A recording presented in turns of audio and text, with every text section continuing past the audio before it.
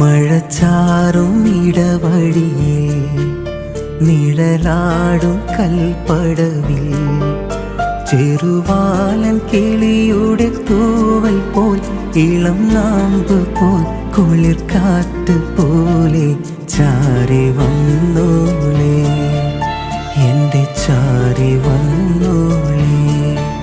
മഴച്ചാറും ഇടവഴിയിൽ നിഴലാടും കൽപ്പടവിൽ ചെറുവാലൻ കിളിയുടെ തൂവൽ പോൽ ഇളം നാമ്പ് പോൽ കുളിർക്കാറ്റ് പോലെ ചാരി വന്നോളേ.